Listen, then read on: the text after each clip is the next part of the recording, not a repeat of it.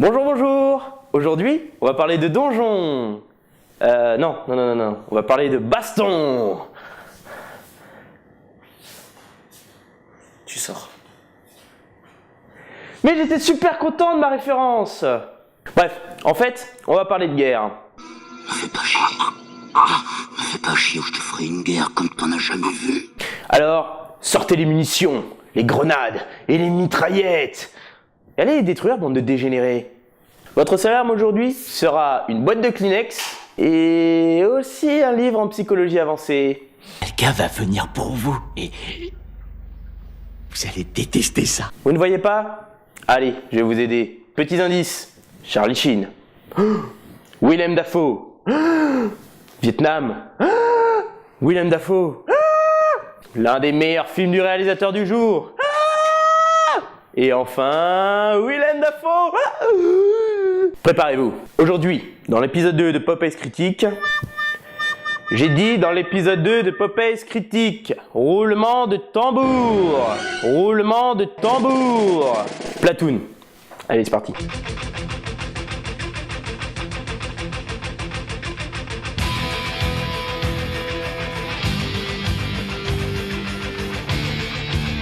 Oliver Stone est un réalisateur américain né en 1946 à New York. Trop la classe, non? Rien que le nom du gars pèse dans le game. Pour faire court, en fait, Oliver Stone, c'est le réalisateur qui peut atteindre les sommets comme les zones les plus abyssales au niveau artistique dans le cinéma. Si ses dernières œuvres, telles que Savages ou Snowden, sont bonnes, voire excellentes, Oliver nous a affublés de films imaginativement tristes et vides à souhait. À titre d'exemple, il existe une volonté d'égaler Gladiator de Ridley Scott, dont je parlerai sûrement un de ces quatre, avec Alexandre, ou le film qui siphonne toute la classe de Colin Farrell. Ouais, c'est possible. Et World Trade Center, avec Nicolas Cage en pompier sauveur des attentats et qui est aussi crédible que la moustache qui lui parasite le visage. Serait-ce un hommage mou à Vegeta dans Dragon Ball GT? Comment est-il mort, l'inspecteur? Je pense que c'est encore un qui a fait une mauvaise référence à Dragon Ball. Que dites-vous, l'inspecteur? Pensez-vous à la moustache maudite, inspecteur? Celle-ci, inspecteur. Inspecteur. Enfin bref, tout comme le fait historique lui-même, le film est un désastre. Mais je lui pardonne tout à Oliver. Absolument tout. En effet, Stone a non seulement réalisé le film dont je vais vous parler aujourd'hui, mais il a également signé, en tant que co-scénariste, l'un des films les plus populaires de l'univers Heroic Fantasy dans les années 80. Je parle bien sûr de Conan le Barbare de John Milius.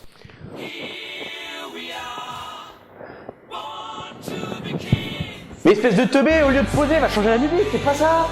A noter également qu'il a aussi signé les scripts des films Evita, Midnight Express et peut-être le plus grand film de mafioso après Le Parrain, je parle de Scarface de Brian De Palma. Bref, gros CV qui claque. Qui ne connaît pas Platoon? Moi, Conardo. En bref, Platoon est un film de guerre sorti en 1986 suivant un groupe de soldats plongés en plein conflit américano-vietnamien. Le protagoniste principal, joué par Charlie Sheen, arrive enthousiasmé au Vietnam, gonflé par les dires de ses supérieurs dans les camps d'entraînement. Il va se révéler que ce conflit n'est qu'une mascarade et que l'on envoie les soldats américains au massacre. L'enfer se présente aux yeux de chacun de ses camarades. Boum! Le film compté par Stone ne pouvait être qu'excellent au vu de son passé cinématographique, mais également d'ancien combattant de la guerre du Vietnam. Oui, ce mec a été effectivement un foutu GI. Il est vrai qu'au cinéma, la guerre a toujours été bien adaptée la plupart du temps, toutes périodes confondues, Seconde Guerre, Vietnam, etc. On notera que des œuvres comme Le Jour le plus long ou Apocalypse Now sont déjà sorties. Des années 90 à nos jours, le genre est toujours resté prolifique avec des adaptations très variées, ouvertement ou non, au cœur du conflit. Mais revenons à notre sujet. Platoon fut une claque viscérale pour l'époque. À peine 10 ans après la sortie du conflit, un artiste osait critiquer ouvertement la politique Nixon et l'inutilité de cette guerre idéologique. Au contraire de Coppola qui faisait ressortir la conscience torturée et dévier des soldats par une guerre leur échappant, les entraînant dans la folie la plus noire, sans pour autant aborder un versant politique quelconque. Putain, c'est beau. On comprend maintenant pourquoi Willem Dafoe passe de ça à ça. Non, mais...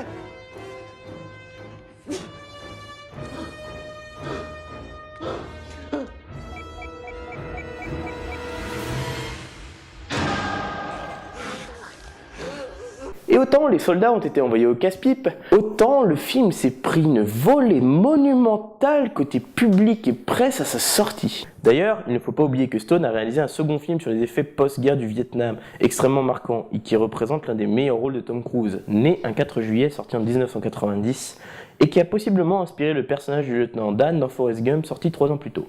Enfin bref, analysons la polémique Platoon.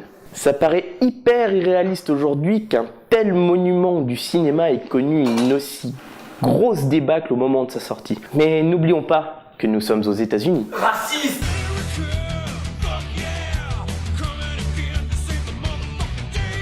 Malgré une musique magnifique, lorsque l'on touche à un sujet ressemblant, si sensible pour l'époque et pourvu d'un réalisme fort, il faut comprendre que l'on ne peut pas décrier l'armée, surtout chez les Américains. Il est vrai qu'il existe un certain culte de l'armée au moment de la guerre, même après la fin de celle-ci. La cicatrice n'étant pas encore refermée, la sortie de Platoon va bousculer les imaginaires de chaque individu. Et c'est là qu'on divise un pays sur une vraie fausse idée. Imaginez un film qui montre les travers de l'armée de la plus grande puissance mondiale. Pas facile, d'autant qu'à l'époque, l'armée est gangrénée par la drogue. Au vu de la monstruosité du conflit, mais aussi de son inutilité, les soldats, fallait bien qu'ils oublient un petit peu. Insulte à l'armée pour les plus fervents détracteurs tels que Chuck Norris. Oui, cet homme a des idées. Ce monstre a des idées. Ce dieu a des idées.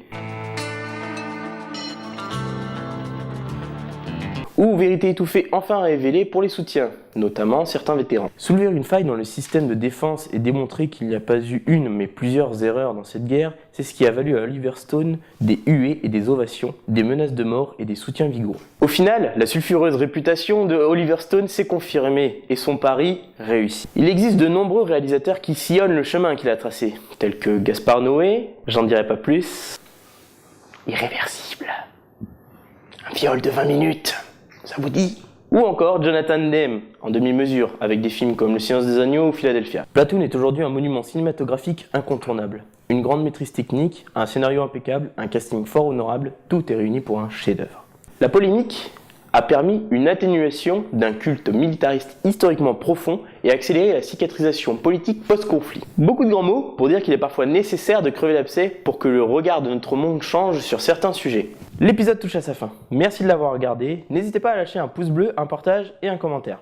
Je tenais également à remercier Arnaud Viotelet, critique de la page Facebook Au-delà de l'écran, qui me soutient grandement, tout comme sa compagne. Je vous invite à aller visiter sa page et de lire sa critique sur Conan le Barbare, qui rappelle pourquoi on aime le cinéma. Bien sûr, je remercie une fois de plus mon ami Junkie pour son gros travail, son investissement admirable. A plus!